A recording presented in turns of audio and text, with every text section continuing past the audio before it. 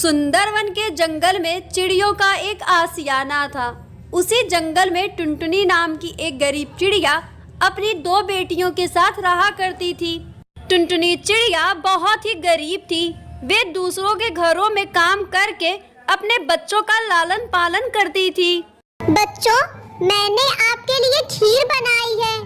आप दोनों अच्छे से खा लो और खा के पढ़ाई करो। जब अगले दिन टुनटुनी चिड़िया काम पर जाती है तो उसकी बेटी मुनमुन उससे बोलती है, माँ, मुझे भी नई पिचकारी चाहिए।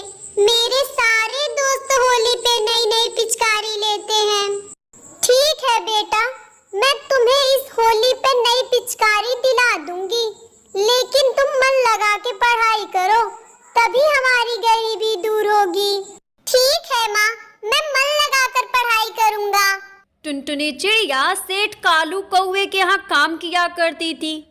वैसे तो सेठ कालू कौवा बहुत ही धनी था, लेकिन अंदर से बहुत ही लालची और निर्दयी था। होली आने से कुछ दिन पहले टुनटुनी चिड़िया उसके पास जाती है।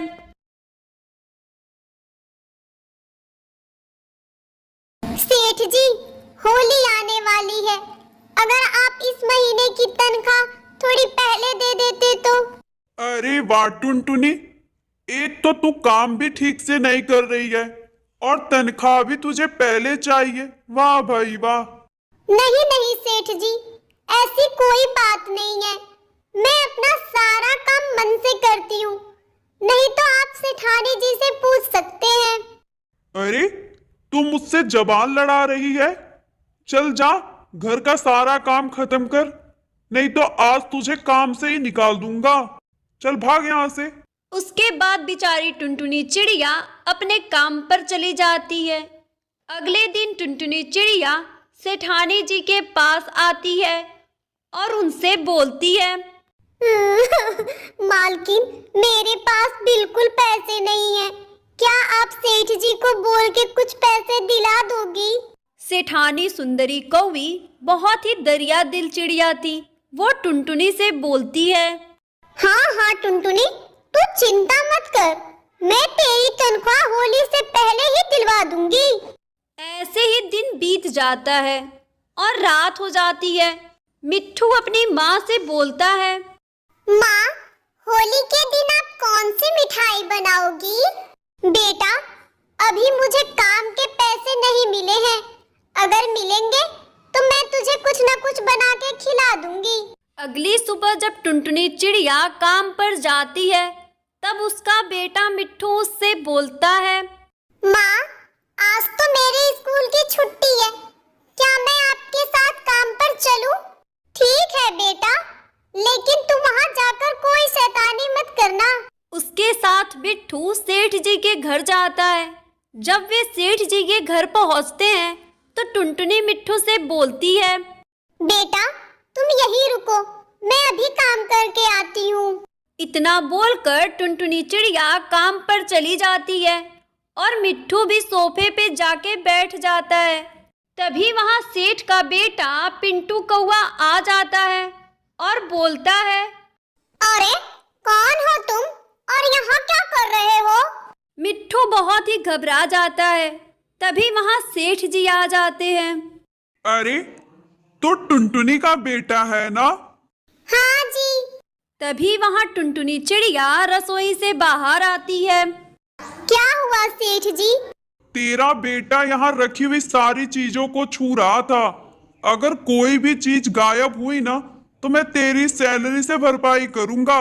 बेटा, मैंने तुझे मना किया था ना किसी भी सामान को छूने को।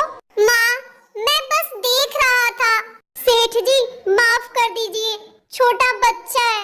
आज के बाद कोई गलती नहीं होगी। उसके बाद टुनटुनी चिड़िया अपने बेटे को लेकर वहाँ से चली जाती है।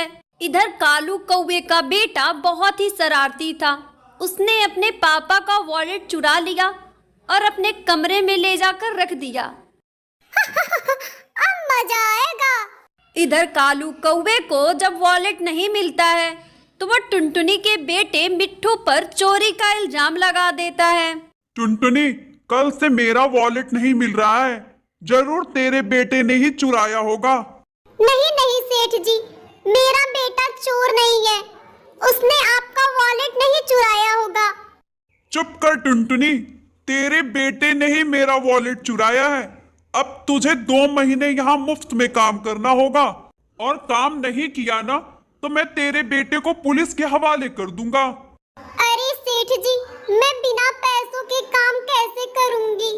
उसके बाद टुनटुनी चिड़िया उदास होकर वहां से चली जाती है और इधर सेठानी को वॉलेट मिल जाता है। अच्छा बेटा, तूने इसे चुराया और इल्जाम टुनटुनी के मिट्ठू पर लगा दिया। उसके बाद वे सभी टुनटुनी चिड़िया से माफी मांगते हैं और होली की बहुत सारी बधाई देते हैं। सभी मिलकर खुशी खुशी होली मनाने लगते हैं।